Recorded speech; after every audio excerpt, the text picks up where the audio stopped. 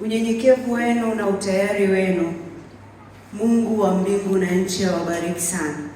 Ni kidogo, lakini mioyo yetu na nafsi zetu yamkini imejilimbikizia vitu vingi huko tuliko. Yamkini tumejilimbikizia vitu vingi huko tuliko.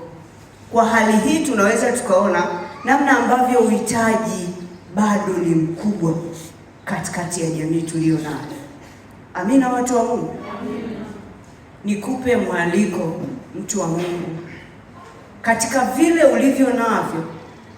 Inawezekana unacho chakula, unakula unashiba, lakini jirani yako analala na njaa. Inawezekana unayo mavazi, unavaa, tena unavaa. Kwa bahati mbaya, hata kama utakuwa tajiri kiwango gani, hata kama utakuwa ni tajiri wa kiwango gani, sijui kama utajiri wako una maana vyovyote iwavyo, unavaa nguo moja tu. Si ndivyo watu wa Mungu? Hata unapokwenda kaburini unaenda na nguo moja tu. Sasa unapovaa na kuzidi, tambua wako wahitaji ambao wanatamani kupokea kitu kutoka kwako. Tukikuomba, fanya kwa moyo mmoja kile ulichojilimbikizia nyumbani kwako. Ona namna ya kuweza kufanya kwa ajili ya wahitaji. Ona namna ya kuweza kufanya kwa ajili ya watu ambao wamekuzunguka, wametuzunguka. Bwana Yesu asifiwe. Ni kidogo, watu wa Mungu, ni kidogo, ni kidogo, ni kidogo. Hatuwezi kuwatosheleza, hatuwezi kuitosheleza nafsi zenu, lakini tuseme mpokee kwa moyo mmoja kama kanisa la Mungu. Tumeona tuna sababu ya kushirikiana nanyi kwa hiki kidogo tulicho nacho. Tuseme kwa sababu ya vile ambavyo mmeona namna ya kuweza kushirikiana nasi kwa hiki kidogo, Mungu wa mbingu na nchi awabariki sana. Lakini na wale ambao wameweza kutoa, Mungu wa mbingu na nchi anaona namna ambavyo mlitamani kufanya kwa ajili ya wale wanyonge, namna ambavyo mlitamani kuwekeza. Anasema, nilipokuwa na nguo mlikuja kunivika, nilipokuwa gerezani mlikuja kunitazama, nilipokuwa na njaa mlinilisha. Inawezekana tukaja mbele za Mungu tukafika hatua ya kujiuliza, tukamuuliza Mungu, ni wapi tulifanya haya?